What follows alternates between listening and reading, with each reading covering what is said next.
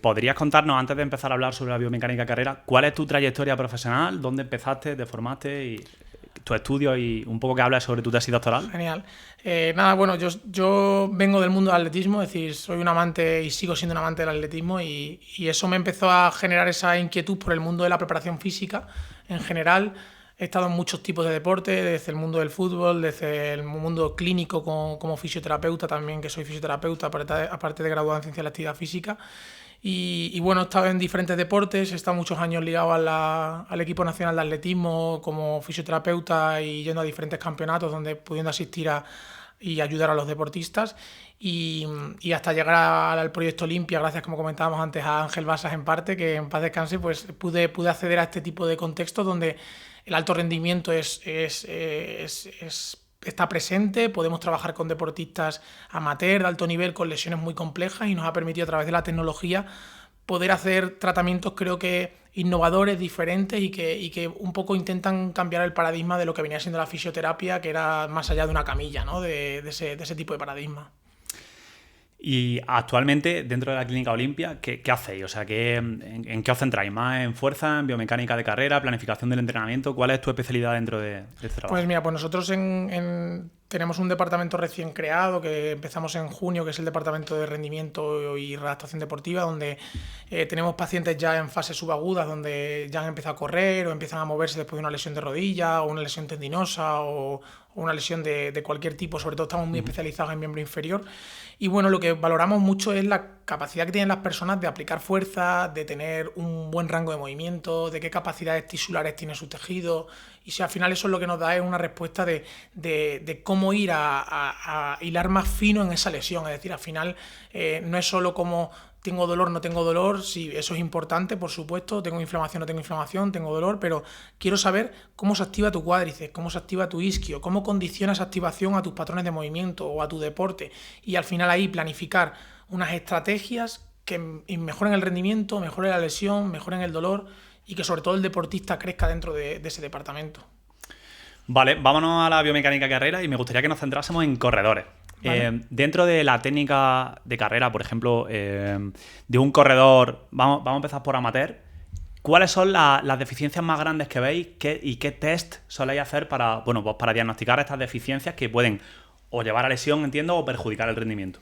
Pues justo, mira, las lesiones más comunes dentro de los corredores amateur que nos encontramos es lo más básico, que es el déficit de fuerza. Es decir, por regla general, los entrenamientos de fuerza de los corredores amateurs suelen ser bastante deficitarios. Sobre todo tenemos el concepto, ¿no?, dentro del mundo del atletismo de entrenar con pesos bastante submáximos, con muchas repeticiones, que realmente tienen poco impacto sobre el sistema nervioso central. Al final, lo que mejora el sistema nervioso central, lo que mejora el reclutamiento son pesos intermedios altos, evidentemente siempre primando una buena técnica de ejecución, pero que puedan mover cargas altas. Es decir, al final un deportista de amateur, corredor, lo que tiene que buscar es poder aplicar fuerza bien, ya que evidentemente si se comparan con los profesionales, ¿no?, además tienen normalmente un peso corporal añadido que tienen extra con respecto a un profesional, ¿no? Y eso también hace al final que además suelen ser oficinistas, tienen otros estilos de vida, que hace que sea más importante aún el entrenamiento de fuerza.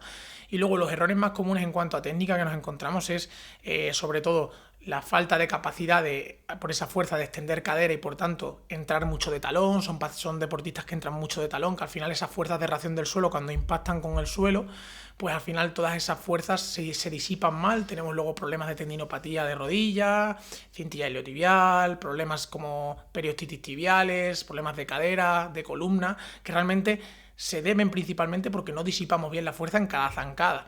Y además, mojándome un poco en relación a eso, creo que ha crecido mucho el calzado, por ejemplo, de la placa de carbono o otro tipo de calzados con un drop diferente, que al final lo que están haciendo es un flaco favor a muchos corredores amateurs, ya que al final simulan o generan una serie de fuerzas que no genera el deportista y que encima, no amortigua, ¿no? Entiendo. Y que al final no está generando esa fuerza él, pero él sí tiene que decelerarla, porque al final la tiene que recibir.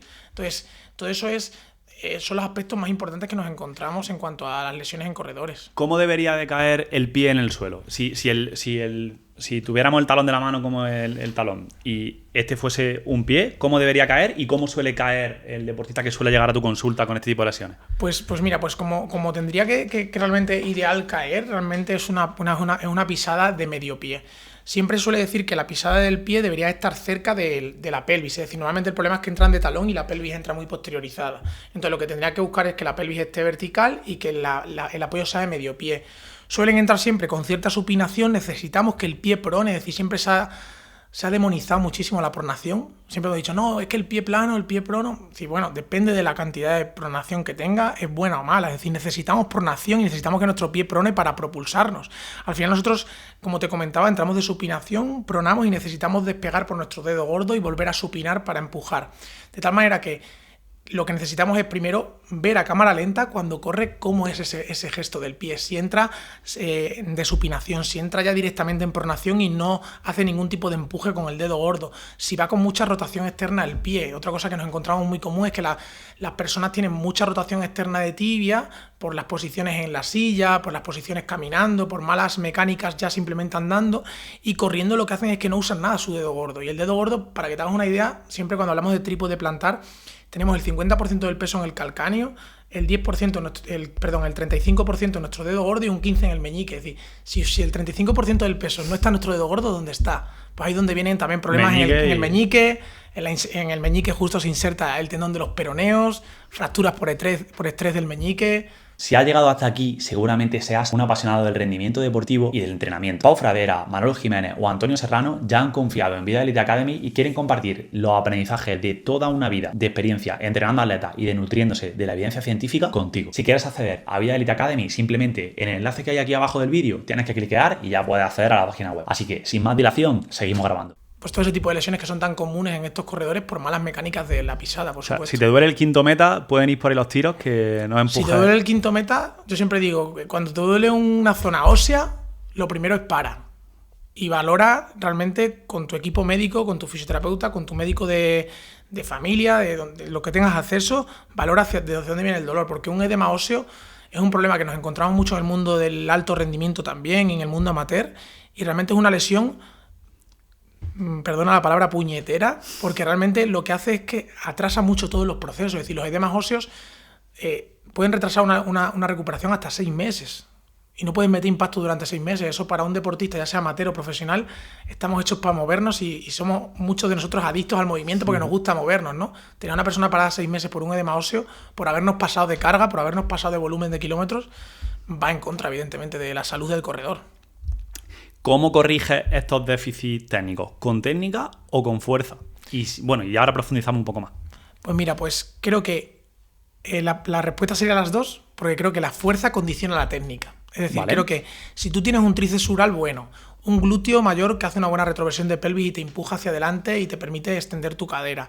Creo que si tú tienes unos buenos isquiosurales que te permitan que toda tu cadena posterior tenga buen stiffness y sea reactivo, ¿no? Que no te hundas en el suelo cuando empujas, que no te hundas en el suelo cuando empujas y que todo ese proceso sea bueno, al fin y al cabo, pues va a hacer que tengas buena técnica. Es decir, si tú tienes buena aplicación de fuerza, vas a tener buena técnica. Nosotros, sobre todo, como lo trabajamos es, valoramos, vemos qué musculatura está funcionando mal, qué musculatura está funcionando bien, planificamos trabajos y en base al patrón de movimiento principal de ese deporte, en este caso como estamos hablando de atletismo, sería atletismo, pues vemos qué patrones nos interesan más trabajar sobre ello. Entonces principalmente iríamos en esa línea de vamos a trabajar este patrón de triple extensión corriendo, pues venga, pues la técnica la incluimos en eso y hay progresiones y regresiones que van hacia esa línea. Y todo el ejercicio, porque me has dicho, poner fuerte cadera, poner fuerte cuádriceps, isquiotibiales. Ahora se llama mucho el tema del Foot Core System, que es poner típico ejercicio de foot toward, o me equivoco, ¿Sí? Que coger la toalla, ejercicio haciendo tobillo en arena, fortaleciendo el pie con gomas. Esto también es muy importante para que no para amortiguar mejor la fuerza o para recibir mejor los impactos, o no tanto como tener fuerte un cuádriceps o tener activo un glúteo medio. Pues sí, para mí es muy importante. Y de hecho creo que el trabajo de foot core o el trabajo de la musculatura intrínseca del pie es clave, porque al final nosotros cuando contactamos con el suelo lo primero es decelerar esa fuerza. Y lo que primero nos hace decelerar esa fuerza es todos los músculos intrínsecos plantares. Sobre todo nosotros tenemos muy en cuenta el flexor del dedo gordo, el tibial posterior como principales eslabones. Y esos dos nos permiten que por un lado, que la pronación sea buena y la controlemos de verdad, que no haya una pronación excesiva. Y por otro, sobre todo, nosotros le damos mucha importancia a la musculatura del sóleo. El sóleo es un músculo que realmente nos permite, aparte del gemelo, decelerar sobre todo cuando la tibia avanza. Y nosotros al final cuando corremos necesitamos que la tibia avance.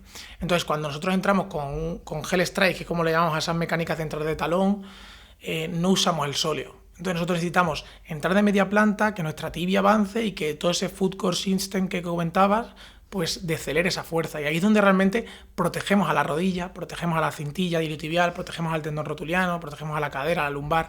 Al final es como, yo siempre digo que es como si tú construyes un piso, ¿no? Es decir, si los cimientos abajo, si el pie es bueno, el pie es reactivo, el pie tiene buena fuerza, es más fácil que la cadera esté fuerte.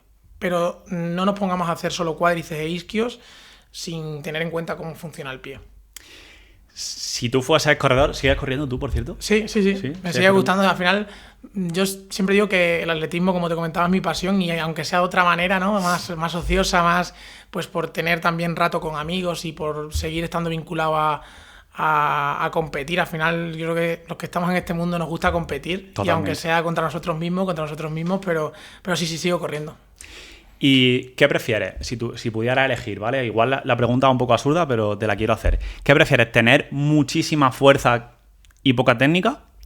¿O muchísima técnica y poca fuerza? Hablando de prevención de lesiones. Yo prefiero tener mucha fuerza y poca técnica. Sí, creo que al final el deportista que es fuerte todo lo va a gestionar mucho mejor, aunque tenga mala técnica, que el deportista que tiene muy buena técnica y es débil. Lo que pasa es que es lo que te decía un poco, que van muy correlacionadas. Es decir, es difícil que te encuentres un deportista que técnicamente sea bueno y no tenga un pie fuerte, que no tenga un gastrocnemio fuerte, un glúteo mayor activo, una buena elongación axial. Es decir, entonces, todo eso es interesante, pero si tuviera que recomendar algo a un corredor amateur es que primero priorice fuerza y luego el siguiente paso va a ser la técnica, desde luego. Pero que el calentamiento... Yo, de hecho, muchas veces con mis atletas, cuando estamos en recuperación de lesiones, les digo, no calientes con técnica de carrera antes de hacer series.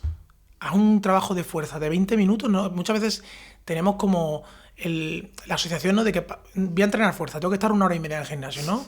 Y que es que a lo mejor con 4 activaciones, con 4 isometrías máximas, con un bloque de 3x3 repeticiones con cargas muy altas, activas tu sistema nervioso y estás preparado para correr. Y a lo mejor has invertido 15-20 minutos. No necesito hacer 25 ejercicios de técnica solo. Me refiero, los calentamientos tienen que, creo que, reestructurarse y un poco darles una vuelta a todos los que estamos en el mundo del atletismo, porque siempre han sido calentamientos muy orientados solo a correr o solo a la técnica de carrera, y nos estamos olvidando que para poder aplicar fuerza bien también tiene que estar la fuerza. Entonces, creo que dentro de esos calentamientos la técnica de carrera tiene una función muy importante, pero a lo mejor previamente hay que invertir 10-15 minutos en una buena activación de fuerza.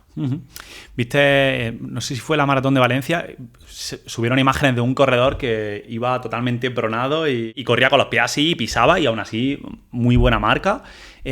Esto, imagínate que este atleta podía tener 30 o 28 años. ¿Se corrige a estas edades o ya se queda así e intentamos fortalecer a tope? Mi opinión es que lo primero, un alto rendimiento. Es decir, si ese deportista, como comentabas, tiene buena marca, lo que va bien no se toca. Me refiero, yo no sería nunca el que le cambiara una técnica de carrera a un deportista que tiene muy buen rendimiento. Creo que sí, si tiene esa técnica y tiene esa mecánica. A mí me gusta muchísimo cuando me viene un atleta de alto nivel pensar antes, vale, voy a ver cómo corre. Voy a buscarme vídeos en YouTube, en televisión, de sus últimas carreras y veo cómo corre. Y en base a eso también puedes planificar hacia dónde van a ir las deficiencias, porque realmente si yo veo un deportista con una pronación del pie excesiva, un valgo dinámico de rodilla, que me da un poco de información de oye, hacia dónde puedo tirar, más allá de que no lo conozca de nada, ¿no? Entonces, creo que cambiarle la mecánica sería imposible, pero sí que podríamos buscar, como comentas, qué trabajos de fuerza pueden hacer que, aunque tenga esa mecánica, se lesione menos. Sabemos que esa mecánica a lo mejor le puede producir a medio plazo, a largo plazo, no lo sabemos, a lo mejor no le produce lesión, pero quizás sí. Y si le produce lesión, ¿cómo podemos hacer que su musculatura esté lo mejor preparada posible para atrasar al máximo esa lesión, para hacer prevención, ¿no? Al final, todos hablamos mucho, se nos llena la boca hablando de prevención, pero realmente no podemos prevenir una lesión. La lesión es caótica y la lesión depende mucho del contexto, del día. Mismamente a nosotros nos pasa entrenando, ¿no? Que duermes un día mal o te hidratas mal y lo notas entrenando. Pues ¿cómo no va a ser compitiendo, ¿no? Entonces, realmente creo que va por ahí, el entrenar fuerza para prevenir esas lesiones. Qué bueno. Y con los atletas de élite, ¿qué errores sueles ver dentro de la biomecánica de carrera y trabajar? Pues mira, los atletas de élite, vuelvo a lo mismo. Si es de élite y tiene esa mecánica, no se la quiero cambiar nunca. Lo que sí que me encuentro comúnmente son entrenamientos de fuerza basados de nuevo en pesos muy submáximos o patrones de movimiento poco específicos. Es decir, yo, por ejemplo, como preparador físico, redactador de muchos deportistas de alto nivel, también trabajo una sentadilla con 2 piernas, bipodal, ¿no? Una sentadilla que me pueda mover carga alta. Por supuesto, eso tiene unos beneficios X muy interesantes. Pero también necesito adaptarme a ese patrón de movimiento, me explico. Es decir, si necesito que viene por un dolor en la cintilla iliotibial y evidentemente nosotros, por ejemplo, antes de planificar esa fuerza, perdona que me vaya por otro lado, pero voy a hilártelo, necesito valorarle la activación muscular, necesito saber cómo es su fuerza de una cadera con respecto a otra, cómo es su fuerza de un gemelo respecto a otro, cómo es su fuerza del isquio respecto a otro. ¿Por qué? Porque construyo el movimiento, construyo el final, que es correr, en base a, tengo estos 10 test que me dan información de cómo puede proyectarse eso en correr. Entonces tengo cómo funcionan sus isquios, cómo funciona su activación muscular, cómo funciona su control motor, cómo funciona su glúteo, cómo funciona su gemelo. Es decir, toda la musculatura que tiene una intervención o una importancia muy grande en el corredor, veo hacia dónde tenemos que ir. Y en base a eso ya entonces vamos a ver qué básicos no quitamos. No quito una sentadilla, no quito un hip thrust, porque me parecen un peso muerto, me parecen básicos importantísimos en todos los deportistas, ya no solo los atletas, ¿no? Creo que todo deportista tendría que tener un buen peso muerto, una buena sentadilla, un buen ¿Y cuáles son los motivos principales? Porque esto es muy interesante. Pues mira, pues yo creo que todo el mundo tiene que mover cargas altas en esos 3 movimientos. ¿Por qué? Porque son movimientos, uno de un patrón vertical que te va a ayudar a saltar más. Y cualquier persona necesita saltar más, aunque seas sprinter, aunque seas otra disciplina. Creo que el peso muerto y el hip thrust lo que nos dan es una activación de un músculo muy importante que es el glúteo mayor y que nos permite extender cadera. Y luego ya entraremos en que tu bíceps femoral se activa más, tu tibial posterior se activa menos, y ya entonces metemos lo que yo le llamo accesorios. Es decir, yo le llamo meto estos ejercicios principales que comentamos que son muy importantes y luego metemos un bloque de complementarios y de accesorios. ¿Qué pueden ser complementarios en un atleta? Pues trabajo de sóleo, trabajo de glúteo medio para que esa cintilla mejore. Y los accesorios, ¿qué pueden ser? Pues trabajo de core específico. Por ejemplo, siempre hacemos trabajos de core orientados mucho a la contracción del recto abdominal, crunch abdominal, trabajos con flexión lumbar. Es decir, está bien, pero el deportista de alto nivel, sobre todo, yo que veo mucho relacionado más con resistencia, ¿no? Con deportistas de medio fondo, no hace flexión lumbar en ningún momento. Es decir, tiene una especificidad baja. Al final nosotros en preparación física tenemos el principio de progresión, del principio de individualización, el principio de intensidad, y el de individualización es clave. Es decir, si el deportista se mueve en patrones asimétricos, pues tendremos que movernos en patrones asimétricos, y si el deportista necesita ese tipo de movimientos donde el core funcione como un control de la inclinación, un control de la rotación o un control excéntrico del transverso del abdomen o un control de los oblicuos internos, pues tenemos que trabajarlo de otra manera. Lo que tampoco es muy específico es trabajar el recto abdominal. Entonces nos encontramos muchas veces que tenemos a deportistas con recto abdominal con un tono muy elevado y tensores de fascia lata muy elevados. Y al final eso lo que nos genera es, nosotros al final lo que nos encontramos en los deportistas de este perfil es anteversiones excedidas, anteversiones pélvicas, que generan extensiones lumbares y que por tanto hacen que el glúteo mayor no pueda acceder a esa extensión de cadera. Y ahí entonces tenemos una serie de problemas biomecánicos que a medio plazo a lo mejor el deportista está rindiendo muy bien, pero que a largo plazo sabemos que generan problemas. Uh-huh. Vale, yo te voy a poner un ejemplo absurdo. Yo he saltado a longitud toda la vida y ahora que estoy jugando al pádel, una agujeta en la parte de oblicuo, incluso hasta tengo dolores en esta zona porque creo que nunca he trabajado la rotación de cadera, ¿no? Y yo creo que tiene mucho que ver, ¿no? O sea, no debía de haberla trabajado en específico porque no era el gesto aplicado a mi deporte, ¿no? Justo. Sí, mira, yo hay una cosa que ayer lo comentaba y desde aquí le mando un saludo con Borja Núñez, el médico deportivo que trabaja con nosotros en Olimpia y con el que colaboramos mucho con los deportistas, con los atletas. Y es que una de las cosas que me he dado cuenta es que trabajando con los atletas, todo lo que no tiene que ver con correr para adelante, ¿no? Todo lo que es moverse de lado, es decir, un monster walk, unas aducciones como si quisiera una patada de un golpe de interior con un futbolista, ¿no? Haces unos aductores, haces trabajo de aducción, de abducción, los músculos que no tienen que ver tanto como con correr de frente, es decir, que es cuádriceps, isquiosurales y glúteos, casi todas las lesiones mejoran. ¿Por qué? Sí. Porque realmente lo que nos encontramos es que estas musculaturas las tenemos olvidadas. Es decir, todos vemos los ejercicios con las banditas de glúteo medio, tal, pero es que eso no es estímulo suficiente para un glúteo medio. Un glúteo medio a lo mejor necesita estímulos excéntricos muy largos, un aductor necesita tener una fuerza isométrica alta para empujarte hacia adelante. Es decir, esos músculos que nos estabilizan corriendo de frente, pero que no los trabajamos nunca de lado, o que no trabajamos rotaciones abdominales como comentabas tú. Yo trabajo con todos los deportistas. Nosotros llamamos chops, que son con banda elástica subir y bajar, pull-off, es decir, rotaciones, que al final toda esa musculatura ayuda. Me refiero, qué absurdo sería no trabajar un músculo, por ejemplo, como pueden ser los intercostales o los oblicuos externos, que nos ayudan a respirar mejor y ganar más capacidad respiratoria cuando necesita un deportista que es de ultrafondo y que quiere ganar capacidad respiratoria, porque eso es rendimiento. Si consigue respirar mejor y tiene más rendimiento en ese proceso, aún mejor. Y si entramos en el tema de respiración, ya ni hablamos. La respiración es un olvidado y hay bastante evidencia. Yo he escuchado al doctor López Chicharro hablarlo en algún episodio, que hay mucha evidencia que mejorando la respiración mejora el rendimiento en resistencia. Por supuesto, es decir, eso es un gran olvidado. Es decir, yo no me considero un especialista en respiración y creo que hay especialistas en España como Alejandro Molinero, que sabe muchísimo para mí de respiración y que es un gran Pues está invitado cuando quieras, si escuchas esto. Pues es un crack. Te recomiendo que venga. Y el tema de la respiración, ¿cuántos deportistas nos encontramos haciendo trabajos de abdomen, hablando de abdomen, y haciendo valsalva? Es decir, bloqueando la respiración para poder hacer la contracción. Eso no tiene ningún tipo de beneficio sobre ese deportista. La respiración, el diafragma necesita bajar y generar presión intraabdominal para que esté estable el core. El core son 4 capas, es el suelo pélvico también. Si yo genero valsalva, le estoy haciendo que todas mis vísceras vayan a presionar el suelo pélvico y luego, de hecho, si ya nos vamos a población femenina, te provoca disfunción, aún más problemas. Entonces, al final, esos son aspectos muy importantes. Vale, ¿cómo se trabaja la fuerza específica? Es decir, ¿cómo conseguimos aplicar más fuerza en corredores para mejorar el rendimiento en carrera? Pues creo que por regla general, si tuviera que decir una fórmula o... Tres ejercicios clave. ¿No? Sí, el clickbait, ¿no? Si tuviera que decir como un poco las recomendaciones generales es que muevan cargas altas, que sean entre 6 y 8 repeticiones, no hace falta hacer 12, 16, como siempre se ha pautado, 8 o 6 repeticiones con cargas altas, que haya contenido de todo, es decir, ejercicios bilaterales con 2 piernas a la vez, ejercicios asimétricos, ejercicios unilaterales, ejercicios accesorios y complementarios donde tenga que ver el core como principal control del movimiento, que tenga que ver los estabilizadores lumbopélvicos, es decir, glúteo medio, sartorio, tensor de la fascia lata y evidentemente la musculatura del pie que comentábamos antes, ¿no? Entonces, al final, cuando tú enlazas eso, ¿qué tienes que hacer?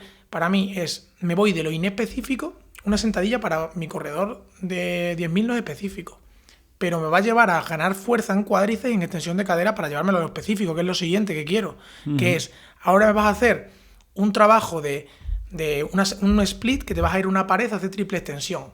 Y vas a hacer, y siempre lo dicen muchas veces algunos atletas, no, pero es que yo no corro así. Ya, pero es que tú cuando corras, corre como corras. No te voy a cambiar la técnica de carrera como comentábamos antes con 30 años.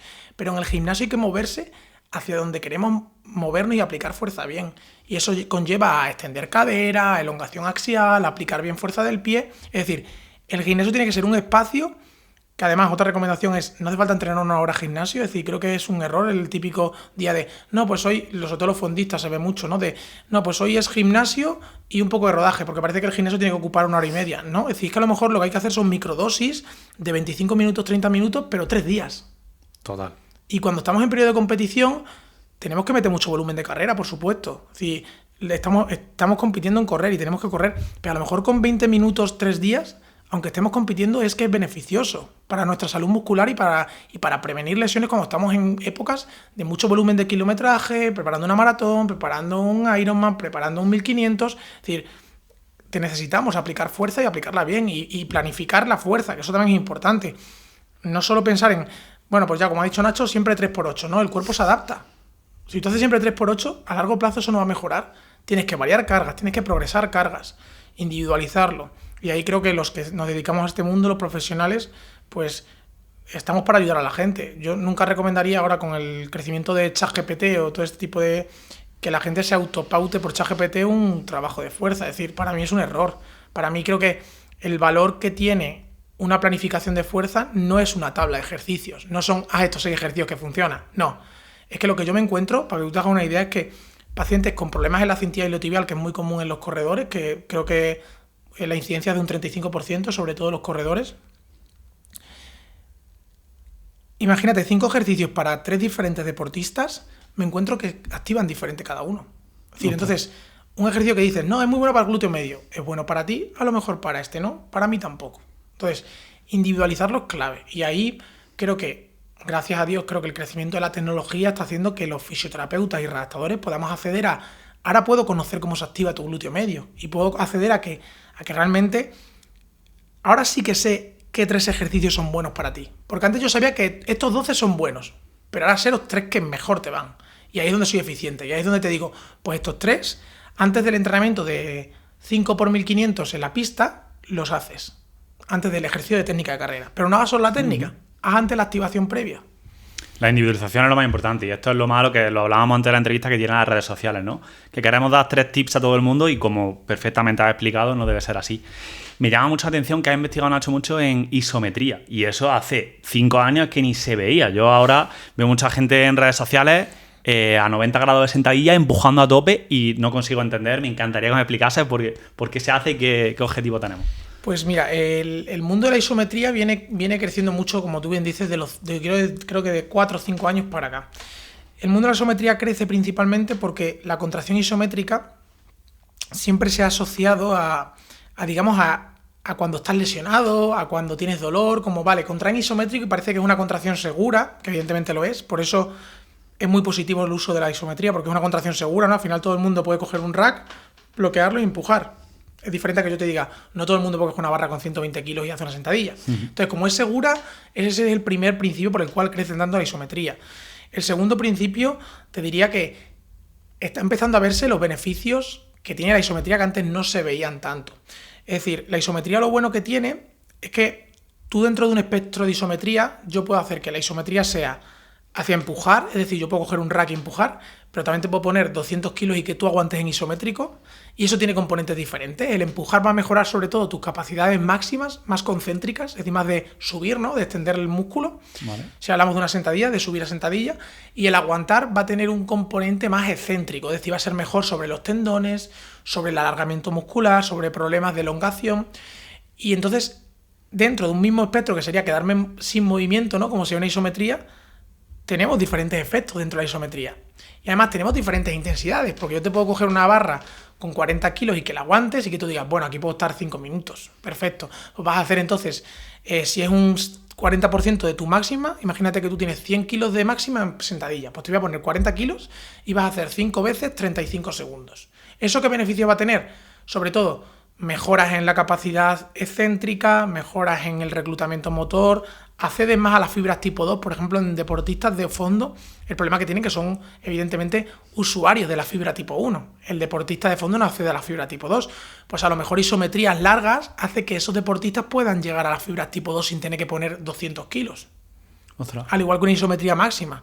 Por ejemplo, si yo a un deportista de fondo que siempre usa fibras tipo 1, de repente yo cojo y le digo, pues vas a hacerme 5 veces durante 10 segundos máximo bloqueado en sentadilla.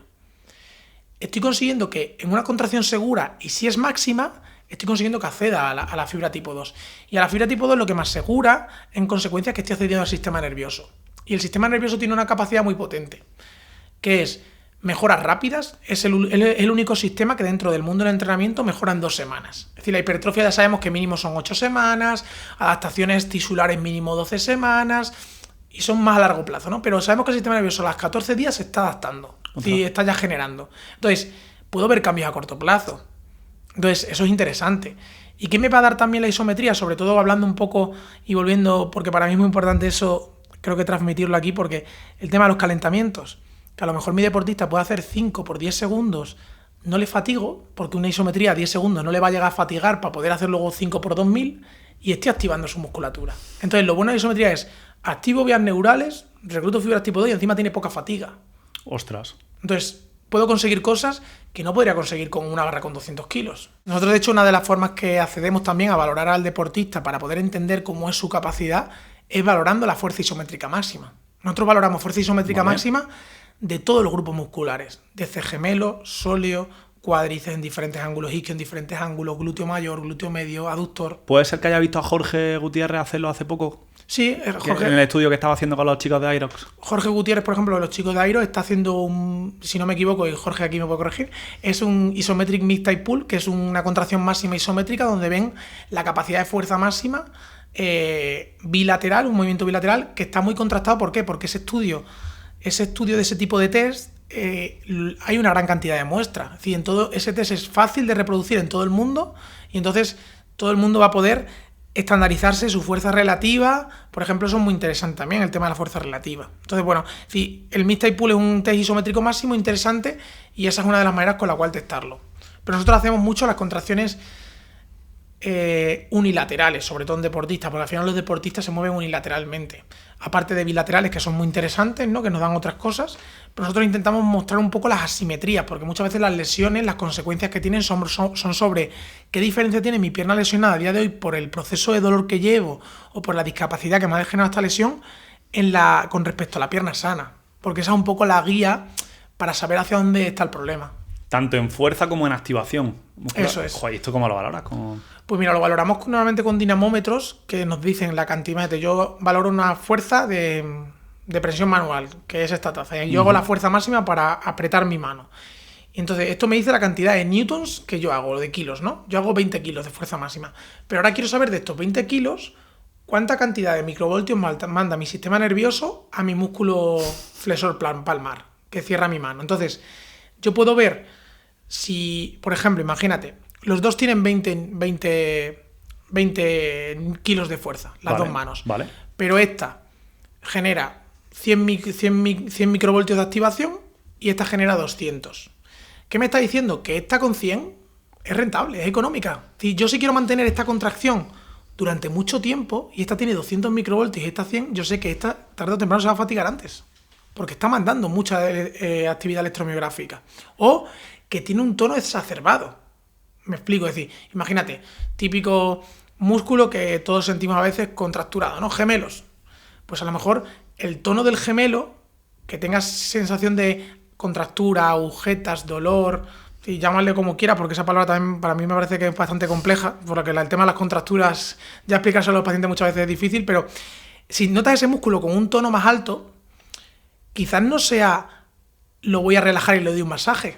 Es que a lo mejor lo que hay que hacer es reeducarlo, porque no tiene una respuesta correcta con lo que tendría que hacer. Es como a nivel neural. Neural, eso es, porque imagínate, eso es como si yo quiero usar, me compro un Ferrari para ir de casa a comprar el pan. Pues oye, me voy a gastar muchísima gasolina para algo que puedo hacerlo muy fácil, que es andando. Pues esto es lo mismo. Un músculo que intenta generar una fuerza, pero necesita o genera una activación muy alta, es poco eficiente. Y muchos problemas musculares vienen por ese tema. ¿Y esa eficiencia por qué no es eficiente a nivel neural un músculo? Pues puede ser porque la capacidad tisular no sea buena, es decir, que el músculo esté muy fatigado, o que directamente su patrón de activación no esté relacionado con la cantidad de fuerza que tiene que ejercer. Es decir, yo puedo tener un músculo que genere mucha activación y que a lo mejor necesite un trabajo manual y relajar esa activación y reeducarlo otra vez vale, vuelve a 20 y no llegues a 200, ¿vale? Con diferentes trabajos de ejercicios, ¿no? Y sobre todo reeducarle con respecto, por ejemplo, a los antagonistas. Normalmente se hace, ¿no? El bíceps, si se contrae el bíceps, el tríceps se tiene que relajar. Pues ocurre muchas veces que nos encontramos músculos que, sobre todo, por ejemplo, en ligamento cruzado anterior, que lo hablaremos luego, nos encontramos falta de gente que no tiene extensión completa de rodilla porque tienen unos isquios que no tienen una relación longitud-tensión de tono con los cuádriceps. Es decir, el cuádriceps cuando se contrae, el isquio no deja relajarse por el proceso neural. Y eso es lo que genera esos cambios en el sistema nervioso. Madre del amor hermoso. Yo me he roto el isquio yo un montón de veces, vamos, por lo menos 6, 7, y siempre intentaba investigar por qué era, pero es que hoy me he abierto como 2 o 3 melones nuevos. Pues mira, pues en los últimos 8 meses llevo colaborando con jugadores de Primera División de Egipto estos últimos 8 meses, donde han venido aproximadamente unos 6, 8 jugadores con lesiones de isquios. Y lo que nos encontramos principalmente, el problema para mí más común en los isquios, uno es el mal control lumbopélvico. Al final los isquios se insertan en la pelvis y la pelvis no es estable, pues va a haber un problema. Y luego nos encontramos que los isquios son 2, claro. Es el semitendinoso, el semimembranoso y luego el bíceps femoral, cabeza corta y cabeza larga. Es decir, yo los divido en 2 como isquiosurales mediales y laterales. Y si los 4 no funcionan correctamente y se contraen a la vez y tienen una buena coactivación con el glúteo mayor, lo que ocurre es que siempre hay uno que paga la deuda. Entonces, el que normalmente más ocurre en sprint y en atletas es el bíceps femoral, cabeza larga. Y lo que suele ocurrir con el bíceps femoral cabeza larga es que nos encontramos unos semitendinosos que no trabajan lo suficiente. Entonces es como si yo tengo 4 trabajadores y hay 2 que no trabajan, pues hay 2 que van a tener que trabajar más. Pues así es lo que funciona. Es decir, ¿qué ocurrirá con el bíceps femoral? Que tendrá una activación neural muy alta y el semimembranoso tendrá una activación neural muy baja. ¿Y qué va a generar eso? Que si los 4 tienen que trabajar todos a un 25% para sumar 100, el bíceps femoral está haciendo el 75% y los otros 3 están haciendo un 25%. Otra. Entonces, claro, eso está bien para un segundo, pero si quiero hacer 10 sprints, un entrenamiento de 10 por 60, cuando vaya por el sexto, seguramente el bíceps femoral está diciéndome que ya no tolera más carga. Estoy tiritando. Y sobre todo las capacidades, por ejemplo, los isquiosurales, que es muy interesante con el entrenamiento de fuerza, es muchas veces entrenamos muy bien lo concéntrico. Y lo excéntrico siempre lo relacionamos con, venga, pues bajo lento la bajada y ya está. No, es que los excéntricos también son alargamientos supramáximos por encima de tu capacidad. Por ejemplo, en isquio se usa mucho ejercicios como los nórdicos. Pues vamos a llevar al isquiosural a eso. Pero claro, el Nordic tiene cosas buenas, pero cosas malas. El Nordic, por ejemplo, activa mucho más semimembranoso que bíceps femoral, con lo cual, por una rotura de bíceps femoral, a lo mejor es mejor un peso muerto rumano, donde tú te pongas un peso que tú no puedes mover hacia arriba. Imagínate, tú hacia arriba no puedes mover 180, ¿vale? Pues te pones en el rack los 180, los sacas y solo haces el excéntrico. Te ayudan a subirlo, solo haces el excéntrico, te ayudan a subirlo, solo haces el excéntrico. Qué pasada, tío. Y así es como realmente estimulas al músculo a que tenga esa capacidad para no lesionarse. ¿Y el glúteo interviene ahí? El glúteo para mí en la musculatura con respecto a la isquiosural es clave. De hecho, el glúteo principalmente es ese principal retroversor de pelvis y que le da estabilidad al isquiosural. Al final nosotros cuando sprintamos necesitamos que el glúteo mayor, los isquios y el gemelo coactiven a la vez para extender la cadera. Lo que nos encontramos con personas que se rompen los isquios que normalmente activan un poco el glúteo mayor como extensor de cadera y están usando los isquios como extensor de cadera. Entonces nos encontramos gastrocnemios y isquios con muchas lesiones y un glúteo mayor que realmente nunca ha llegado a activarse al 100% como extensor de cadera, porque normalmente este deportista con lesiones isquiosurales colapsa en anteversión pélvica.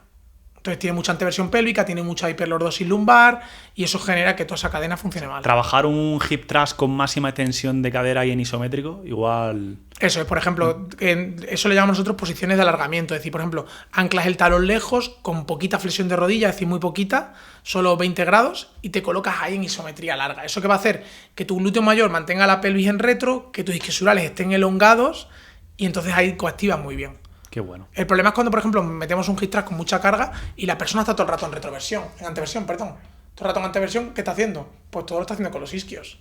O hay gente que te dice, es que el hip thrust, es que noto el cuádriceps cuando hago hip thrust. Pero es que no está haciendo entonces glúteo mayor, está haciendo extensión de rodilla que son cuádriceps. Pero bueno, al final el corregir los ejercicios, por eso la individualización es muy clave.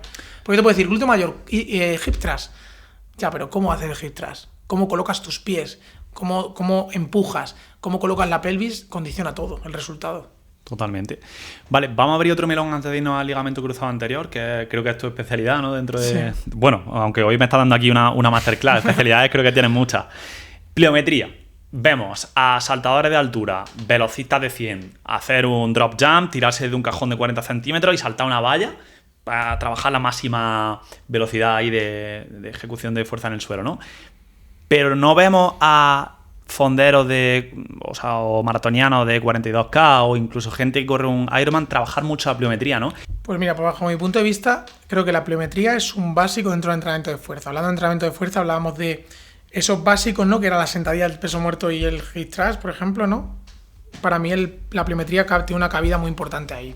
Al final, la pliometría es la expresión de fuerza más pura. Es decir, al final el saltar está dentro de la parte evolutiva del ser humano, me refiero, saltábamos para subirnos a los árboles cuando somos neandertales, entonces va dentro de nuestro gen, ¿no? Entonces saltar es algo puramente primitivo, solo hay que ver, y es evolutivo, solo hay que ver a los keniatas, ¿no? A las tribus que saltan, ¿cómo se llaman? A los masái, que tienen esa capacidad pliométrica. Pues realmente es muy importante la pliometría, es decir, al fin y al cabo es la máxima expresión de potencia.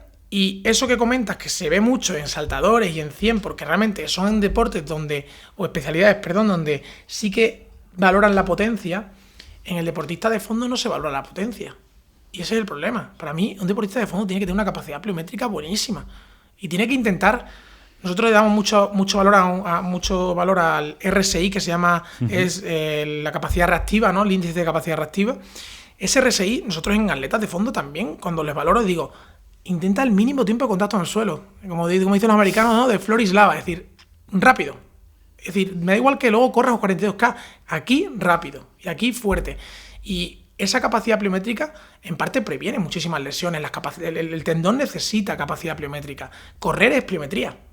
Si cuando corremos es pliometría. Estamos haciendo deceleraciones excéntricas, isométrico, concéntrico. Deceleraciones excéntricas, isométrico, concéntrico. Entonces, si correr es pliometría, ¿por qué no hacemos pliometría? Pues estoy de acuerdo. Es decir, en el deportista de fondo no se ve tanto la pliometría, pero es un básico muy importante. Y ya sean drop jump, que son trabajos más orientados a la reactividad, ya sea un CMJ lastrado, ya sea un squat jump con carga alta. Es decir, hay muchas variedades, bilaterales, unipodales, pero desde luego el deportista de fondo también tiene que saltar. ¿Te han llegado a tu consulta deportistas de fondo, de resistencia, que no trabajaban siquiera la pliometría y que no sabían que tenían que ejercer la máxima velocidad de ejecución posible, tanto en la fuerza como en la pliometría? Por supuesto, es decir, eso ocurre con frecuencia. El tema es que la técnica de carrera que ellos hacen es pliometría, pero claro, la técnica de carrera está muy orientada a la parte del tobillo-pie, ¿no? Es decir, es muy orientada a la parte reactiva, a la flexión de cadera, es decir, pero no estamos aplicando fuerza desde la triple flexión a triple extensión, me explico. Una sentadilla, al final cuando yo bajo a sentadilla estoy flexionando mi tobillo, mi rodilla y mi cadera. ¿Para qué? Para empujar al máximo y extender al máximo mi rodilla, mi tobillo y mi cadera. Entonces, eso es lo que necesita el deportista. Y muchas veces ellos nunca lo han trabajado. Entonces, de hecho, yo hay veces que les subo a la plataforma de fuerza y les digo, salta al máximo. Y no saben saltar. ¿Por qué? Porque nunca han saltado vertical, a lo mejor. Y es un error. Es decir, para mí, siempre digo que existen... tú puedes ser atleta de fondo, pero también puedes ser deportista. Si eres un atleta de fondo, para mí bueno, tienes que ser deportista. Y tienes que ser potente, rápido, coordinado, veloz, resistente. Es decir, igual que tienes las vías metabólicas de la oxidación de grasas muy optimizadas, eso no significa que un deportista de maratón no tenga que hacer deportistas anaeróbicas alácticas. Para mí también las tiene que tener.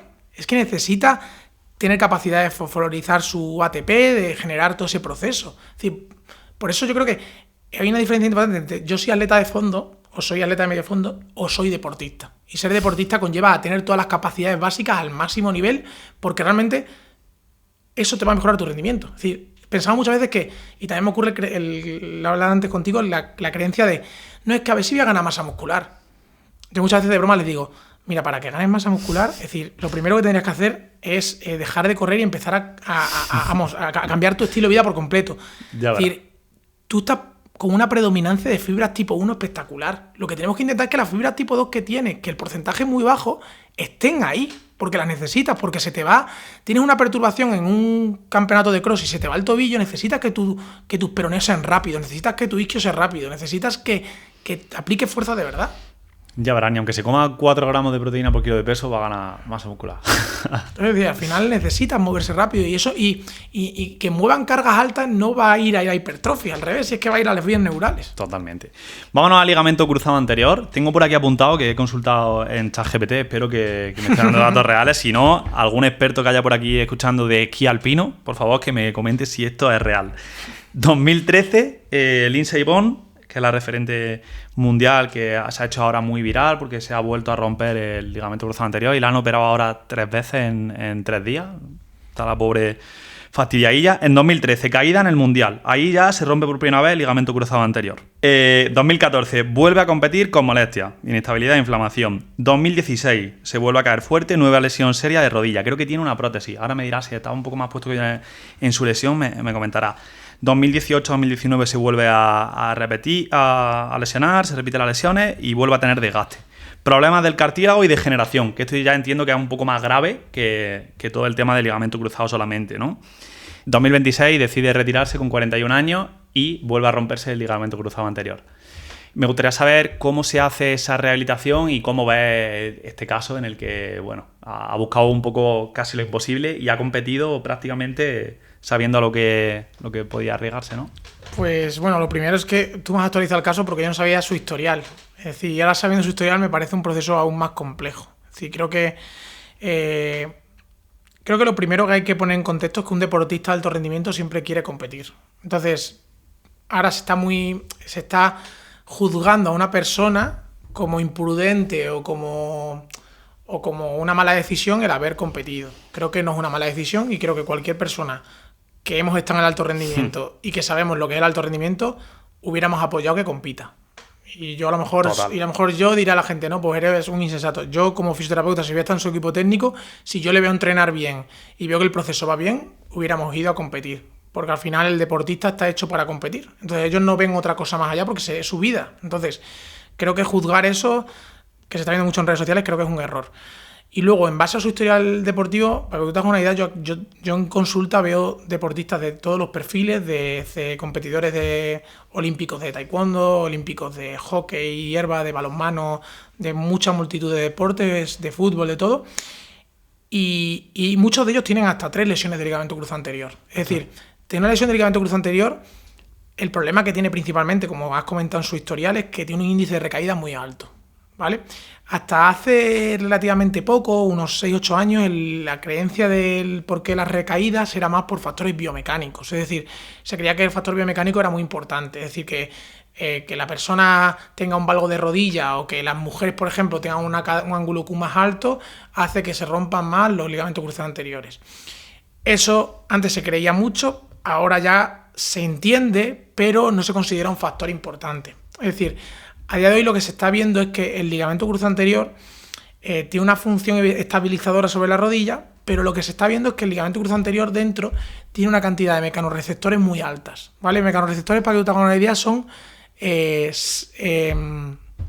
receptores que captan, según cómo se estira el ligamento o según cómo esté posicionado el ligamento, le dicen a tu cerebro de cómo está posicionada tu rodilla. Entonces yo ahora mismo, por ejemplo, estoy hablando contigo y yo sé que mi rodilla derecha está menos flexionada que la izquierda. ¿Por qué? Porque tengo información propioceptiva de mi rodilla que le manda a mi cerebro cómo tengo las rodillas colocadas y por tanto yo sé ahora mismo cuando las tengo colocadas sin tener que mirarlas, ¿no?